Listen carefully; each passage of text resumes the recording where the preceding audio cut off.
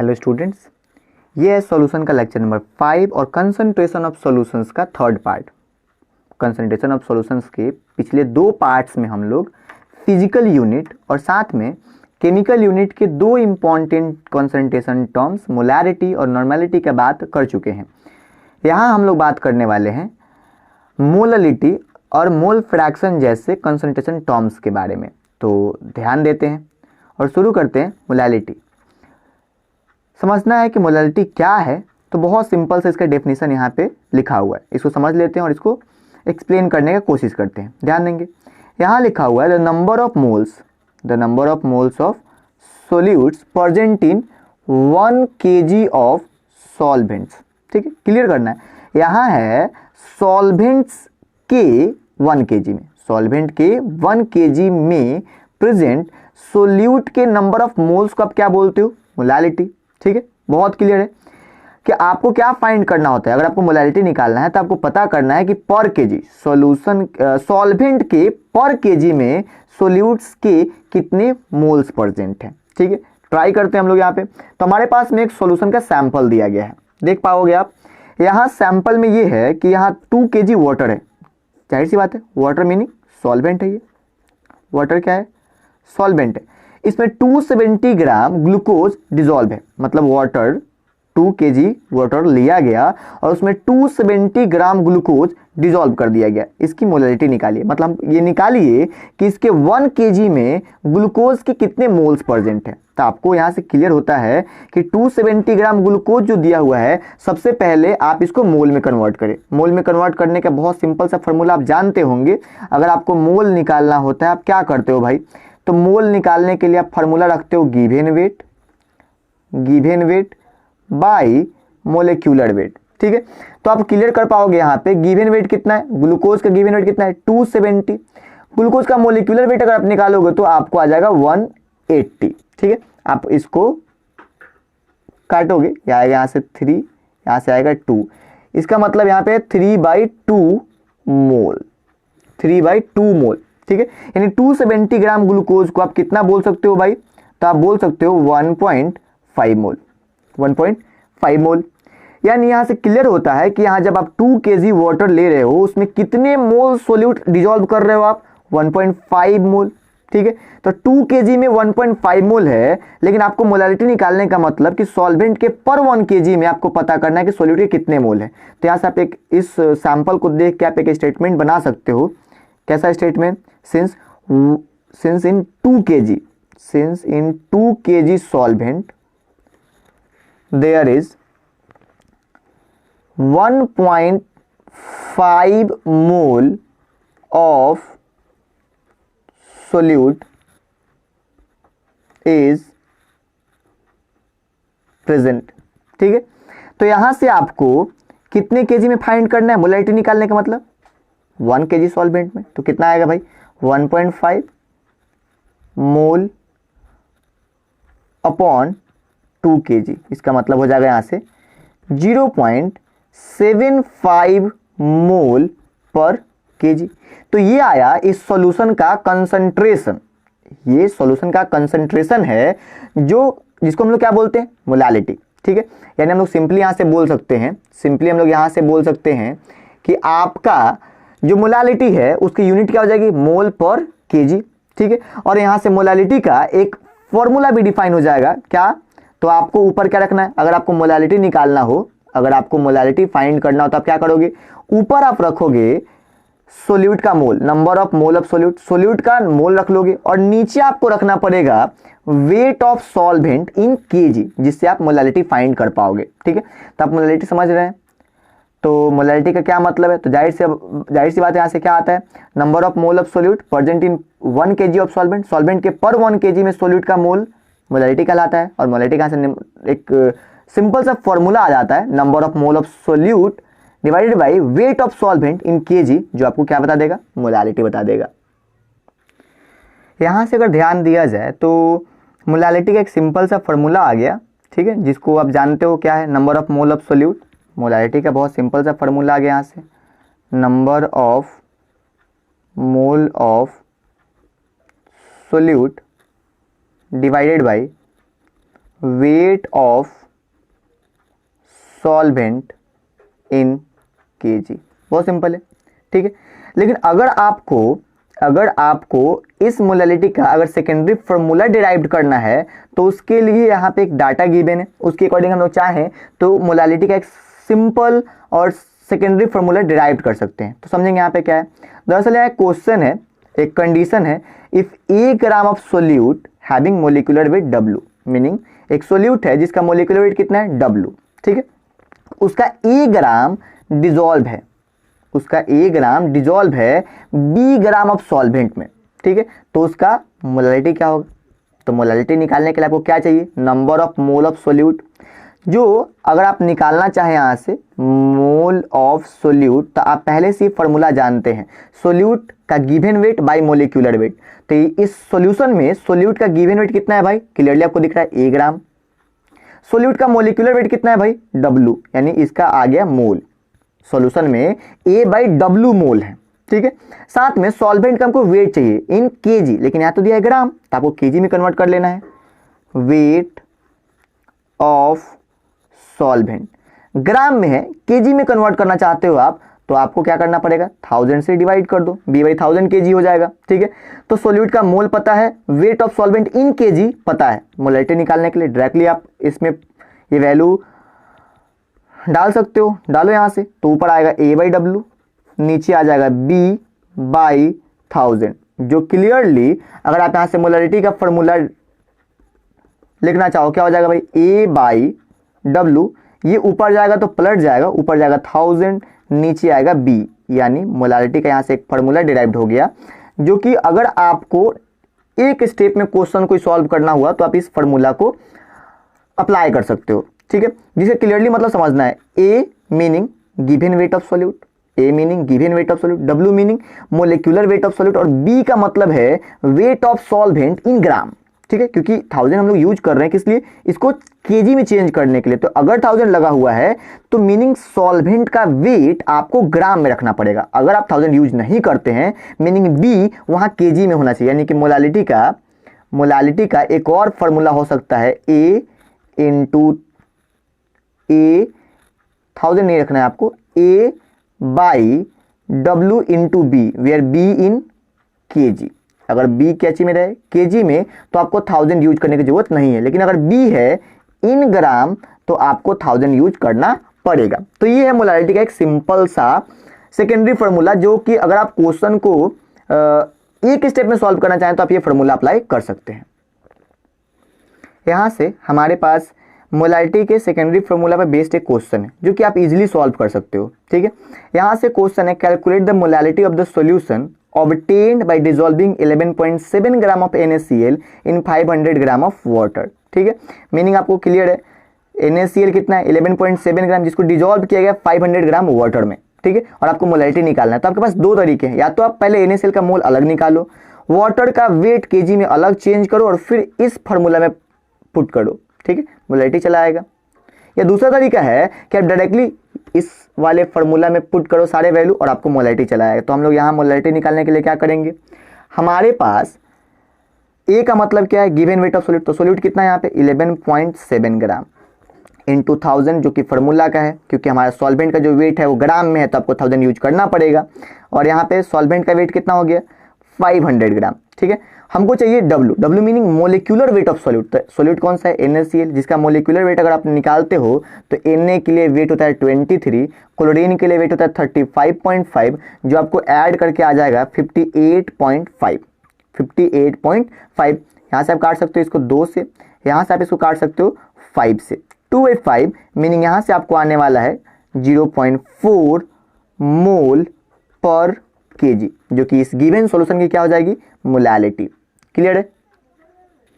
तो आप मोलालिटी समझ चुके हैं, साथ में मोलालिटी निकालने के लिए जो सिंपल फार्मूलाज हैं हमने उसको डिराइव भी करा और आपको मीनिंग भी समझाया कि आप उस फार्मूला का कैसे यूज करेंगे। आगे हम लोग को देखना है मोल फ्रैक्शन, जो कि अगला कंसंट्रेशन टर्म्स है, ठीक है। आसान है लेकिन इसका यूज सॉल्यूशन में आपको काफ़ी ज़्यादा मिलने वाला है, तो आप इसको ध्यान से समझेंगे। मोल फ्रैक्शन क्या है ये, तो हम लोग इसका मीनिंग समझते हैं। The number of mole, fraction है मीनिंग क्लियर है कि कुछ रेशियो ही रहने वाला है। The number of mole of A component, component मतलब समझते हो सोल्यूट या सॉल्वेंट, तो number of mole of a component present in 1 mole of solution, solution के 1 मोल में, सॉल्यूशन के 1 मोल में कंपोनेंट्स के मोल्स की संख्या जो होती है उसी को हम क्या बोलते हैं, मोल फ्रैक्शन। ठीक है, इसको हम लोग एक एग्जांपल से डील करते हैं जो बहुत आसान है, समझेंगे। क्या है, यहाँ ग्लूकोज और वाटर दोनों का मोल दिया गया है, एक सॉल्यूशन तैयार किया गया है 2 मोल ग्लूकोज और 8 मोल वाटर ऐड करके, सोल्यूट सॉल्वेंट, 2 मोल सोल्यूट 8 मोल सॉल्वेंट ऐड करके एक सॉल्यूशन तैयार किया गया। तो जाहिर सी बात है अगर सोल्यूट 2 मोल है, सॉल्वेंट 8 मोल है, मीनिंग मोल ऑफ सॉल्यूशन हम लोग कितना बोल सकते हैं भाई, 8 और 2 10 मोल। ठीक है, सॉल्यूशन का मोल कितना है, 10 मोल। तो अब क्लियरली समझो, जब 10 मोल सॉल्यूशन ये है उसमें 2 मोल सोल्यूट है, यानी हम लोग ऐसा भी स्टेटमेंट डाल सकते हैं, that is in 10 mole of solution there is 2 mole solute is dissolve.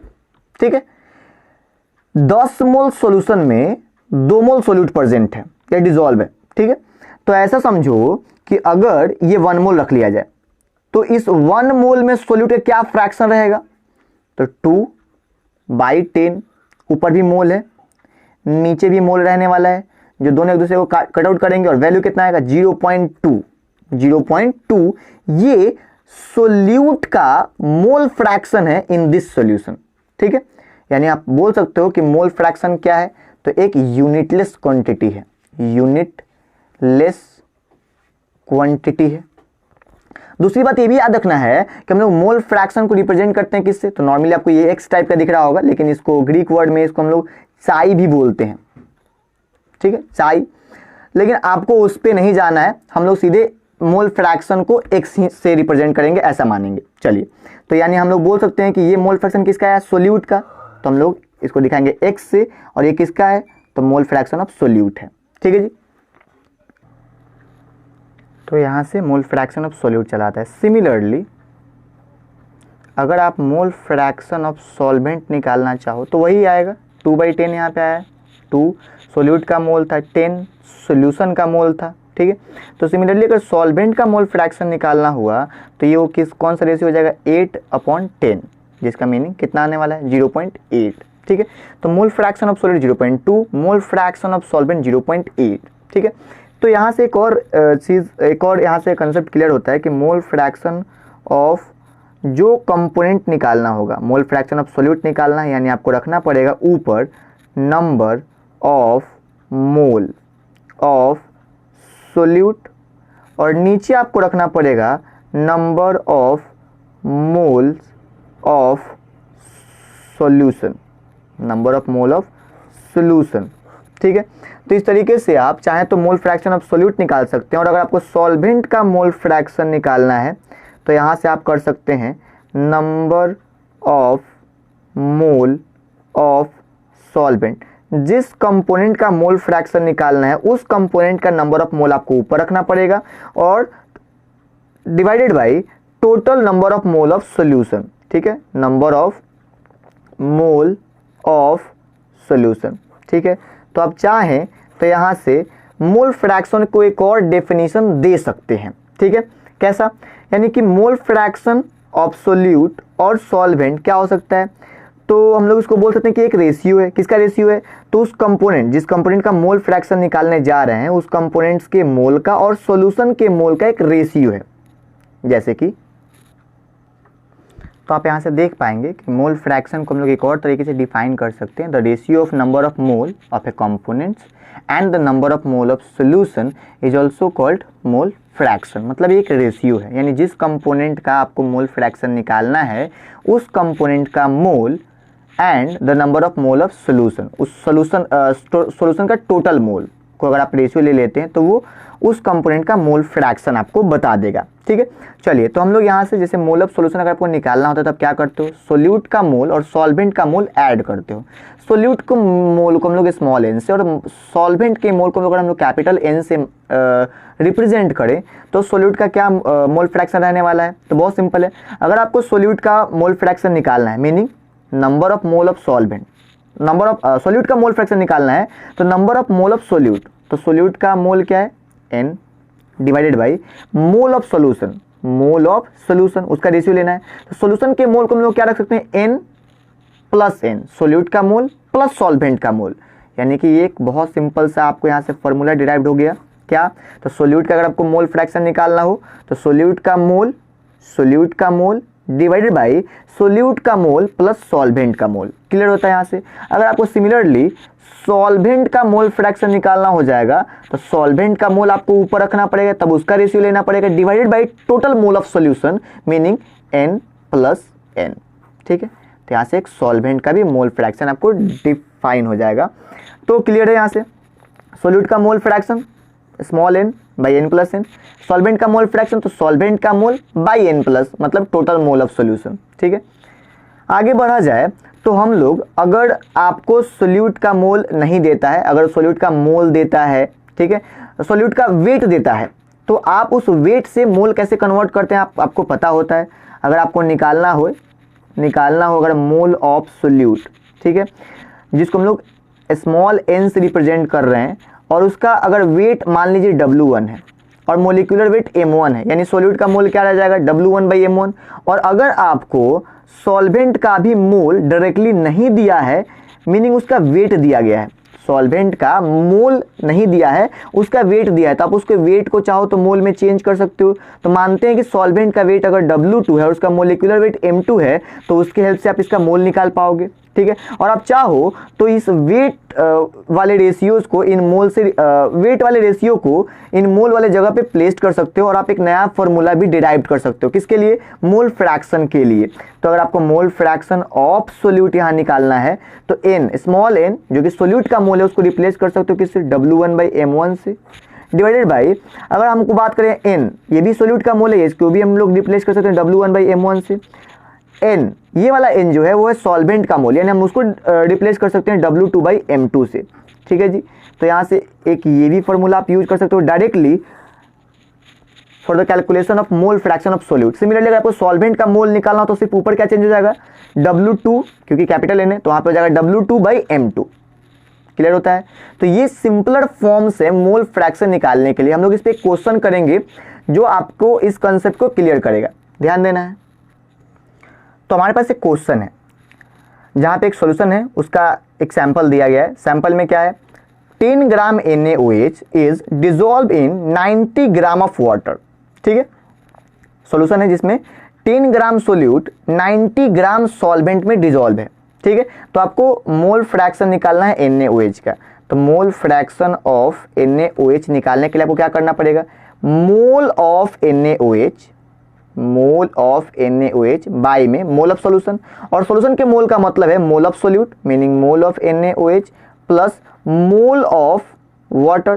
ठीक है, जो कि डायरेक्टली दिया नहीं है, तब को क्या करना पड़ेगा, इन सब के लिए आपको मोल अलग से निकालना पड़ेगा, या आप चाहो तो इसके लिए डायरेक्टली फॉर्मूला यूज कर सकते हो जो अभी आपको बताया गया। क्या करना है आपको, यहाँ सोल्यूट का जो मोल है उसके लिए आप उसका गिवन वेट बाई उसका मोलिकुलर वेट रख सकते हो। सिमिलरली वही करना है आपको W1 बाई M1, और प्लस सॉल्वेंट के मोल निकालने के लिए W2 बाई M2। ठीक है, तो आप कर लो यहाँ सोल्यूट जो कि NaOH है, उसका कितना वेट दिया गया है क्वेश्चन में, 10 ग्राम। NaOH का मोलिकुलर वेट होता है 40, सिमिलरली 10 बाई 40 प्लस सॉल्वेंट का गिवन वेट कितना है, सॉल्वेंट का गिवन वेट है 90 बाई में मोलिकुलर वेट अगर वाटर का बोला जाए तो 18 होता है। जो आप इसको कैलकुलेट करोगे तो वैल्यू यहाँ से आने वाला है 0.25 बाई 0.25 प्लस 5, जिसको आप कैलकुलेट करोगे तो कुछ ना कुछ आपका NaOH का मोल फ्रैक्शन यहाँ से आ जाएगा। आप आंसर कैलकुलेट करोगे एग्जैक्टली और आप कमेंट भी कर सकते हैं इस आंसर को। ठीक है, तो आगे ध्यान देना यहाँ से। अब इन केस अगर आपको डाइल्यूट सॉल्यूशन दिया गया है, ठीक है, और वहां अगर आपको मोल फ्रैक्शन निकालना है तो ये फॉर्मूला और सिंप्लीफाई हो सकता है। कैसे हो सकता है, तो आप ध्यान दोगे अगर, तो सॉल्यूशन का मोल निकालने के लिए आप क्या करते हो, सोल्यूट का मोल और सॉल्वेंट का मोल आप ऐड करते हो। ठीक है जी। अब अगर हम लोग बात करें डाइल्यूट सॉल्यूशन के बारे में, तो आपको हम पिछले लेक्चर में बता चुके हैं, डाइल्यूट सॉल्यूशन का मतलब होता है where solute is in negligible amount. ठीक है, मतलब सोल्यूट बहुत ही कम अमाउंट में है, जिसको आप इग्नोर भी कर सकते हो, मतलब बहुत कम है। तो जहां सोल्यूट के अमाउंट बहुत कम है, सॉल्वेंट के अमाउंट बहुत ज्यादा है, तो जब आप ऐड करोगे तो आपको ओवरऑल लगेगा कि वो सॉल्वेंट ही तो है। तो अगर हम लोग बोले कि अगर ये सॉल्यूशन डाइल्यूट है तो n प्लस n को सोल्यूट का मोल प्लस सॉल्वेंट के मोल को अप्रॉक्सली सॉल्वेंट का मोल माना जा सकता है, क्योंकि n तो बहुत कम है, मतलब इग्नोरेबल है, इसको हम 0 मान सकते हैं, तो ये n हो जाएगा। यानी अगर आपको डाइल्यूट सॉल्यूशन के केस में अगर मोल फ्रैक्शन निकालना है फॉर सोल्यूट, तो आप क्या करोगे, n ये तो रखना पड़ेगा, और n प्लस n जो कि इन केस डाइल्यूट सॉल्यूशन वो लगभग कितना हो जाएगा, n, यानी हम इसको ऐसा भी कर सकते हैं। और आप अभी भी देखे थे कि जहां सोल्यूट का मोल है उसको हम लोग हटा सकते हैं W1/M1 से, और n जो कि सॉल्वेंट का मोल है हम लोग उसको रिप्लेस कर सकते हैं W2/M2 से। तो यहां से for dilute solution mole fraction of solute का फॉर्मूला एक आ जाएगा W1/M1। ये ऊपर अगर आप उसको भेजते हो तो पलट के चला जाएगा M2 बाई में W2। तो फॉर डाइल्यूट सॉल्यूशन ये एक बहुत सिंपलर फॉर्मूला बन जाता है। ठीक है, लेकिन अगर ये सॉल्यूशन डाइल्यूट नहीं है तब आपको प्रीवियस वाले केसेस ही फॉलो करने पड़ेंगे। ठीक है, अगर डाइल्यूट सॉल्यूशन है तभी आप मोल फ्रैक्शन निकालने के लिए फॉर्मूला अप्लाई करेंगे, अदरवाइज नहीं करेंगे। ठीक है, ध्यान रखना है। आगे बढ़ते हैं, यहां से ध्यान देंगे तो हम लोग जितने भी कंसंट्रेशन टर्म्स थे हम लोग उनका स्टडी कर चुके हैं। ठीक है, आगे बढ़ा जाए तो यहां से आपको इस बेस पे क्वेश्चन पूछा जाता है कि अगर सॉल्यूशन का डाइल्यूशन होता है, ठीक है, तो फाइनल सॉल्यूशन का मोलारिटी निकालिए। जैसे बहुत सिंपल है, क्या है कॉन्सेप्ट ऑफ डाइल्यूशन, हम लोग इसको समझने वाले हैं। डाइल्यूशन का बहुत सिंपल सा मतलब है addition of solvent in solution. ठीक है, मीनिंग एक सॉल्यूशन है उसमें आप सिर्फ क्या ऐड कर रहे हो, सॉल्वेंट ऐड कर रहे हो। तो अगर आप सॉल्वेंट ऐड करते हो, ठीक है, तो सॉल्यूशन क्या होता है, डाइल्यूट होता जाता है, मतलब उसका कंसंट्रेशन घटता जाता है, कंसंट्रेशन घट जाएगा। ठीक है, पहले के रिस्पेक्ट में सॉल्वेंट ऐड कर रहे हैं, आप डाइल्यूट कर रहे हैं तो उसका कंसंट्रेशन घट जाता है। ठीक है, क्योंकि आप सिर्फ सॉल्वेंट ऐड कर रहे हैं, सोल्यूट ऐड नहीं कर रहे हैं। ठीक है, तो हम लोग आगे बढ़ते हैं। हमारे पास में एक यहां सिचुएशन है कि अगर आप सॉल्यूशन को डाइल्यूट करते हो तो सोल्यूट के अमाउंट पे कोई फर्क नहीं पड़ेगा, सोल्यूट के मोल पे भी कोई फर्क नहीं पड़ेगा, या सोल्यूट का जो ग्राम इक्विवेलेंट है उस पे भी कोई फर्क नहीं पड़ता है। ठीक है, यानी वहां पे सिर्फ क्या बढ़ जाएगा, सॉल्वेंट का अमाउंट बढ़ जाएगा, सॉल्यूशन का भी अमाउंट बढ़ जाएगा। ठीक है, और कंसंट्रेशन घट जाएगा। तो हमारे पास में एक कंडीशन है जहां पे एक सॉल्यूशन आपको दिया गया है M1 मोलरिटी का, एक सॉल्यूशन है M1 मोलरिटी का जिसका V1 अमाउंट लिया गया, और V1 अमाउंट लिया गया है और उसको डाइल्यूट करके V2 कर दिया गया, मतलब V1 वॉल्यूम को डाइल्यूट करके V2 कर दिया गया। तो जाहिर सी बात है कि जो M1 मोलरिटी है वो चेंज हो गई, कितनी हो गई, M2 हो गई। ठीक है, और आपसे पूछ रहा है कि M2 यहां निकालिए, जो सेकंड सॉल्यूशन बना उसकी मोलारिटी फाइंड करिए। तब कैसे करोगे, तो बहुत सिंपल सा है, यहां पे आपको पता होता है मोलारिटी का मतलब क्या होता है, मोल of solute by volume of solution, mole of solute by volume of solution. अगर आप ऐसा सोचो कि सॉल्यूशन के डाइल्यूशन के पहले, सॉल्यूशन को बिफोर डाइल्यूशन और आफ्टर डाइल्यूशन जो है वो सोल्यूट का मोल चेंज नहीं हो रहा है, यानी आप उसको निकाल सकते हो इस केस में भी और इस केस में भी, और वो दोनों सेम होंगे क्योंकि वो डाइल्यूशन के बाद चेंज नहीं होते हैं, remains unchange, mole of solute remains unchange during dilution. तो आप चाहो तो सोल्यूट का मोल इधर भी निकाल सकते हो और इधर भी निकाल सकते हो, निकालो। ठीक है, यानी अगर आपको सोल्यूट मोलारिटी और वॉल्यूम गिवन हो, मोलारिटी और वॉल्यूम गिवन हो तो सोल्यूट का मोल आपको कितना आ जाएगा, M into V, molarity into volume is equal to number of moles of solute. यानी यहां अगर आप सोल्यूट का मोल निकालने जा रहे हो तो कितना आने वाला है, M1 V1। ठीक है, इसके अकॉर्डिंग यहां अगर आप सोल्यूट का मोल निकालोगे तो कितना आएगा, M2 V2। ठीक है, आप पहले ही जानते हैं कि बिफोर डाइल्यूशन और after dilution total number of mole of solutes is same, वो सेम है, दोनों साइड क्या है, सेम है। यानी कि N1, इधर सोल्यूट का मोल N1 है, इधर सोल्यूट का मोल N2 है। डाइल्यूशन के बाद दोनों में चेंज हुआ नहीं, यानी कि दोनों सेम है, N1 है N2 के बराबर, ठीक है। यानी हम लोग बोल सकते हैं कि यहाँ N1 मतलब M1 V1 और N2 का मतलब है M2 और V2, ये दोनों भी क्या होंगे, सेम होंगे। तो क्लियर है कि अगर आपको सॉल्यूशन की फर्स्ट सॉल्यूशन की मोलारिटी पता है, उसका वॉल्यूम पता है, डाइल्यूशन के बाद सॉल्यूशन की कितनी वॉल्यूम हो गई अगर आपको ये पता है, तो आप सेकंड सॉल्यूशन की मोलारिटी आसानी से निकाल पाओगे। हम लोग एक इस पे क्वेश्चन करते हैं जो आपको इस कंसेप्ट को और क्लियर कर देगा। तो हमारे पास एक क्वेश्चन है जहां पे आप देख पाओगे कि लिथियम क्लोराइड का 1.6 मोलारिटी वाला सॉल्यूशन है जिसका 175 मिलीलीटर है और जिसको डाइल्यूट किया गया और कितना बना दिया गया, 1 लीटर, ठीक है। तो अब जो फाइनल सॉल्यूशन बना उसकी मोलारिटी कितनी होगी, तो जाहिर सी बात है इसकी प्रीवियस मोलारिटी अगर इतनी थी और अगर आप इसको डाइल्यूट कर रहे हो तो इसका कंसंट्रेशन घट गया होगा, इसकी मोलारिटी घट गई होगी और कितनी होगी वो आपको निकालना है, ठीक है। तो हम लोग अभी भी इक्वेशन जो पढ़े थे जहाँ पे आपको दिखाया गया था before dilution molarity into volume is equal to the after dilution molarity and volume, ठीक है, ऐसा कुछ होगा। तो बिफोर डाइल्यूशन सॉल्यूशन की मोलारिटी कितनी है, तो आप देख पाओगे 1.6 थी, वॉल्यूम कितना है 175 मिलीलीटर, M2 मतलब सॉल्यूशन, डाइल्यूशन के बाद जो सॉल्यूशन बना उसकी मोलारिटी आपको निकालनी है, तो आप उसको जैसा है वैसे रहने दो, यानी आपको ये फाइंड करना है। और वॉल्यूम मीनिंग आफ्टर डाइल्यूशन जो सॉल्यूशन का वॉल्यूम है वो कितना है, 1 लीटर है। लेकिन आपको ये बात क्लियरली ध्यान रखना है कि अगर आप इसको मिलीलीटर में, यानी कि दोनों साइड जो वॉल्यूम अगर आप रख रहे हो, दोनों साइड जो आप वॉल्यूम रख रहे हो उन दोनों की यूनिट सेम होनी चाहिए। अगर ये लीटर में है तो ये भी लीटर में होना चाहिए, अगर ये मिलीलीटर में है तो इसको भी मिलीलीटर में होना चाहिए। तो आप देख पाओगे 175 क्या है, मिलीलीटर, यानी आप इस साइड जो वॉल्यूम रख रहे हो उसको भी मिलीलीटर में रखोगे तो 1 लीटर मतलब कितने मिलीलीटर, तो 1000 मिलीलीटर। तो कुछ इस तरीके से रहेंगे। आपको M2 चाहिए तो M2 निकालने के लिए आप क्या कर लोगे, 1.6 मल्टीप्लाइड बाई 175 और ये डिवाइडेड बाई कितना हो जाएगा भाई, 1000, ठीक है, जिसको आप कैलकुलेट करके यहाँ कुछ आंसर लाओगे और इसकी इतनी मोलारिटी हो जाएगी, जो फाइनल सॉल्यूशन होगा उसकी इतनी मोलारिटी हो जाएगी।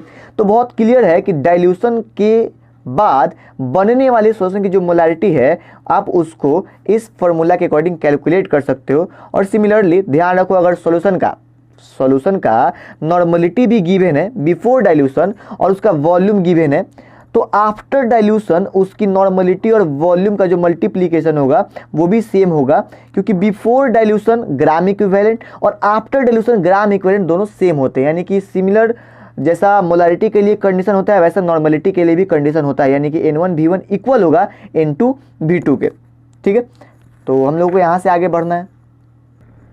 यहाँ से ध्यान दिया जाए तो हम लोग को देखना है concept of mixing of solution, ठीक है, जिसका यहाँ पे कंडीशन लिखा गया है when 2 solution of same solute, meaning ये है सेम सोल्यूट वाले 2 सॉल्यूशन जिनका कंसंट्रेशन डिफरेंट है, 2 सॉल्यूशन जिनका कंसंट्रेशन डिफरेंट है, मीनिंग दोनों का अलग अलग कंसंट्रेशन और दोनों को मिला दिया जाए, तो मिलाने के बाद जो एक सॉल्यूशन बनेगा, जो फाइनल सॉल्यूशन बनेगा, जाहिर सी बात है उसका कंसंट्रेशन इन दोनों से अलग रहेगा और वो कितना रहेगा आप उसको इस फार्मूला से फाइंड कर सकते हो, ठीक है। M इज इक्वल टू मतलब फाइनल सॉल्यूशन की जो मोलारिटी होगी वो दोनों सॉल्यूशन में M1 V1 plus M2 V2 divided by V1 plus V2 के इक्वल होगी, ठीक है। कैसे आता है ये इक्वेशन, ठीक है, उसको हम लोग यहाँ से समझ सकते हैं इस एग्जाम्पल से। क्या है, एक सॉल्यूशन है जिस यहाँ पे आपको ध्यान से समझा जाए तो एक सॉल्यूशन है जिसकी मोलारिटी M1 है, उसका V1 वॉल्यूम लिया गया है। दूसरा सॉल्यूशन जिसकी मोलारिटी M2 है और उसका कितना अमाउंट लिया गया है, V2 वॉल्यूम लिया गया है, ठीक है, और दोनों को मिक्स कर दिया गया, अब जो फाइनल सॉल्यूशन बना, जो रिजल्टिंग सॉल्यूशन बना है, आपको उसकी मोलारिटी फाइंड करनी है, ठीक है। तो हम इसको समझते हैं थोड़ा। मतलब एक सॉल्यूशन है जिसका मोलारिटी कितना है M1 और उसका अमाउंट कितना लिया गया V1। एक सेकंड सॉल्यूशन है जिसकी मोलारिटी कितनी है M2 और उसका अमाउंट कितना लिया गया V2, दोनों को ऐड कर दिया गया। ऐड करने पे एक रिजल्टिंग सॉल्यूशन बना जिसका हमको मोलारिटी निकालना है, ठीक है। अब अगर हम लोग बात करें कि मोलारिटी कितनी होगी वो हम लोग निकालेंगे, बाद की बात है, लेकिन उससे पहले अगर हम लोग देखें यहाँ पे कि इस सॉल्यूशन का मतलब पहले सॉल्यूशन का वॉल्यूम V1 है, सेकंड सॉल्यूशन का वॉल्यूम V2 है, तो ये जो फाइनल सॉल्यूशन बनेगा उसका वॉल्यूम क्लियरली इस वॉल्यूम और इस वॉल्यूम के सम के इक्वल होगा, यानी इसका वॉल्यूम होगा V1 प्लस V2। चलिए, अगर आपको मोलारिटी निकालना होता है तो मोलारिटी निकालने का आप पहले से ही फॉर्मूला जानते हैं प्रीवियस लेक्चर से कि मोलारिटी का मतलब होता है मोल of solute by volume of solution in litre. ठीक है, तो आपको वॉल्यूम तो यहाँ से पता है V1 प्लस V2 है, लेकिन आपको चाहिए सोल्यूट का मोल। इस सॉल्यूशन में सोल्यूट का मोल, इस सॉल्यूशन में कितने मोल सोल्यूट होंगे, इसका बहुत सिंपली आप समझ सकते हो कि इस सॉल्यूशन में जितने सोल्यूट होंगे और इस सॉल्यूशन में जितने सोल्यूट होंगे, दोनों के एडिशन के बराबर इसमें सोल्यूट प्रेजेंट होगा। यानी अगर हम इसमें सोल्यूट को N1 मान ले, इसमें सोल्यूट का मोल N2 मान ले, यानी ये सोल्यूट जो होगा वो ओवरऑल कितना रहने वाला है भाई, N1 प्लस N2। अब सवाल है N1 कितना है इसमें, तो आप पहले से जानते हो कि एक सॉल्यूशन की अगर मोलारिटी और वॉल्यूम गिवन हो तो उसमें नंबर ऑफ मोल्स कितने होते हैं, मोलारिटी इनटू वॉल्यूम। तो उस हिसाब से इस पहले सॉल्यूशन में कितना मोल सोल्यूट है, तो M1V1। सेकेंड सॉल्यूशन में कितना मोल है, M2V2। ठीक है, तो इस तरीके से अगर मोलारिटी का हम लोग यहाँ फार्मूला बनाना चाहें तो N1, N का मतलब है N1 प्लस N2, तो N1 यहाँ पे कितना रहेगा भाई, M1V1 प्लस यहाँ पे क्या रहेगा, M2V2, और यहाँ जो वॉल्यूम है ओवरऑल इस सॉल्यूशन का जो वॉल्यूम है वो कितना है, V1 प्लस V2, यानी हम लोग यहाँ पे रखेंगे V1 प्लस V2। तो क्लियरली आप देख पाओगे जो फाइनल सॉल्यूशन है उसकी molarity M1V1 plus M2V2 by V1 plus V2 होगा। ठीक है, सिमिलर कंडीशन होगा किसके लिए, नॉर्मलिटी के लिए। तो अगर आप दो नॉर्मलिटी वाले सॉल्यूशन को ऐड करेंगे तो फाइनल सॉल्यूशन की जो नॉर्मलिटी होगी वो भी बिल्कुल सेम इक्वेशन फॉलो करेगा, यानी नॉर्मलिटी इज इक्वल टू हो जाएगा यहाँ से N1V1 plus N2V2 by V1 plus V2। ठीक है, ध्यान रखना है। आप इसी इक्वेशन को एक और फॉर्म से रिप्रेजेंट कर सकते हो, कैसे भाई, तो आप यहाँ पे देख पाओगे अगर हम लोग V1 प्लस V2 को सिर्फ V मान लें, टोटल वॉल्यूम मान लें, तो ये फॉर्मूला ऐसे भी लिखा जा सकता है, MV is equal to M1V1 plus M2V2।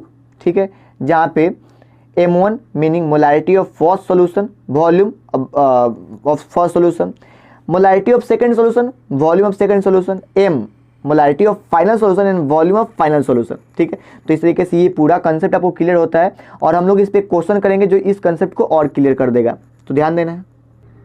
तो यहाँ से एक क्वेश्चन है, ठीक है, जहाँ पे आपको दिखाया गया है HCl का एक सॉल्यूशन है, ठीक है, जिसकी मोलारिटी कितनी है, एक सॉल्यूशन की मोलारिटी कितनी है 0.5 और उसका कितना वॉल्यूम लिया गया 2 लीटर। ठीक है, एक और HCl सॉल्यूशन है जिसकी मोलारिटी कितनी है 1m और उसका कितना वॉल्यूम लिया गया 3 लीटर, दोनों को मिक्स कर दिया गया। ठीक है, दोनों को मिक्स कर दिया गया। तो अब आपको निकालना है कि उस फाइनल सॉल्यूशन की मोलारिटी कितनी होगी। ठीक है, तो हम लोग ध्यान देते हैं यहाँ से क्या रहने वाला है। तो दरअसल हमारे पास में एक क्वेश्चन है कि अगर आपको मोलारिटी निकालना है, फाइनल सॉल्यूशन की मोलारिटी निकालनी है, तो आप क्या करोगे, फर्स्ट सॉल्यूशन की मोलारिटी वॉल्यूम प्लस में सेकेंड सॉल्यूशन की मोलारिटी वॉल्यूम और बाई में V1 प्लस V2।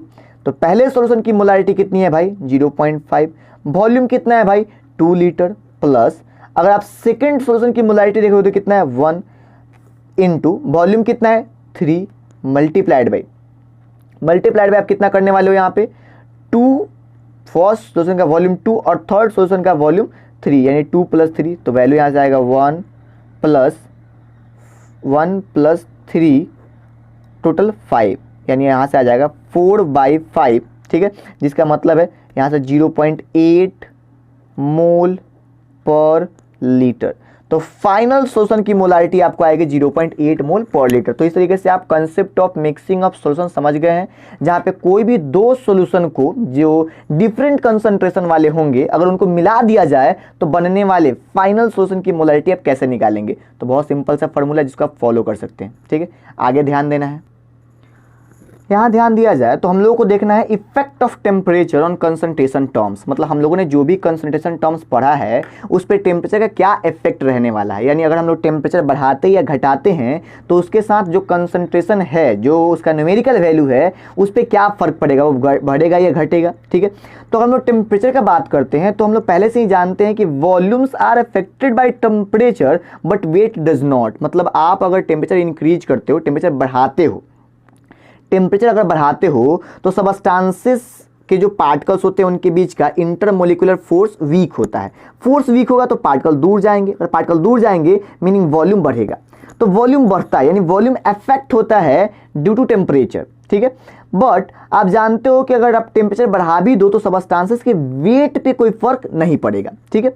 यानी कि हम लोग यहाँ से बोल सकते हैं कि ऑल कंसंट्रेशन टर्म्स, चूंकि वॉल्यूम अफेक्ट होता है तो वैसे सभी कंसंट्रेशन टर्म्स जो जिसमें वॉल्यूम इन्वॉल्व्स हो, ठीक है, all concentration terms which involves volume of solution are temperature dependent. मतलब वो सारे कंसंट्रेशन टर्म्स जो सॉल्यूशन के वॉल्यूम इन्वॉल्व करते हैं या वॉल्यूम से रिलेटेड होते हैं वो टेम्परेचर डिपेंडेंट होते हैं, टेम्परेचर से इफेक्ट होंगे, जैसे कि मोलैरिटी, नॉर्मेलिटी, परसेंटेज वॉल्यूम है वॉल्यूम, और percentage weight by volume. Similar है, समझ सकते हो आप। यहाँ से मोलैरिटी का मतलब क्या होता है, number of mole of solute by volume of solution in litre. तो अगर आप टेम्परेचर बढ़ाओगे भाई तो क्या होगा, तो टेम्परेचर बढ़ाने पर सॉल्यूशन की वॉल्यूम स्लाइटली बढ़ जाएगी, ठीक है। अगर वॉल्यूम बढ़ेगा जो कि डिनोमिनेटर में है, तो अगर वॉल्यूम बढ़ेगा सॉल्यूट के मोल पे तो कोई फर्क नहीं पड़ेगा। तो अगर वॉल्यूम बढ़ता है यानी कि मोलारिटी का न्यूमेरिकल वैल्यू मोर टेम्परेचर पे क्या हो जाएगा, घट जाएगा। तो आप देख पा रहे हो कि टेम्परेचर बढ़ाने पर मोलारिटी घट गया, यानी मोलारिटी टेम्परेचर डिपेंडेंट है, जबकि वेट तो अफेक्ट होता नहीं है। तो अगर वेट अफेक्ट नहीं होता है मतलब वो सारे कंसंट्रेशन टर्म्स जो वेट से रिलेटेड होंगे वो टेम्परेचर से इंडिपेंडेंट होंगे, यानी all concentration terms such as molality, mole fraction and percentage weight by weights are temperature independent, क्योंकि यहाँ पे कहीं भी वॉल्यूम इन्वॉल्व नहीं होता है, ठीक है। तो आप क्लियरली यहाँ से समझ पाए कि कंसंट्रेशन टर्म्स क्या होते हैं, उन सबके क्या मतलब होते हैं, ठीक है। और आप किसी गिवन सॉल्यूशन का कंसंट्रेशन कैसे स्टैंडर्ड टर्म में रिप्रेजेंट कर पाएंगे। कंसंट्रेशन को रिप्रेजेंट करने के लिए बहुत सारे स्टैंडर्ड कंसंट्रेशन टर्म्स है, molarity, normality, molality, mole fraction, percentage weight by weight, gram per litre, और भी बहुत सारे हैं, ठीक है। तो आप ये समझ पाए, साथ में आपने ये समझा कि अगर सॉल्यूशन को डाइल्यूट किया जाए तो कंसंट्रेशन में क्या बदलाव आता है या आप उसको कैसे निकालोगे, ठीक है। फिर अगर आप दो डिफरेंट कंसंट्रेशन वाले सॉल्यूशन को मिक्स कर दो तो बनने वाले फाइनल सॉल्यूशन की कंसंट्रेशन या मोलारिटी क्या होगी, आप ये समझ गए। साथ में कंसंट्रेशन टर्म्स पे टेम्परेचर का क्या इफेक्ट रहता है वो भी आप समझ चुके हैं। तो आप यहाँ से क्या समझे कि all volume related concentration terms temperature dependent होते हैं, while weight related concentration terms temperature independent होते हैं, ठीक है। तो यहाँ से कंसंट्रेशन टर्म्स खत्म होता है। आगे नेक्स्ट लेक्चर में हम लोग बात करेंगे सोलेबिलिटी ऑफ सॉल्यूशंस के बारे में। तो आज के लिए इतना ही।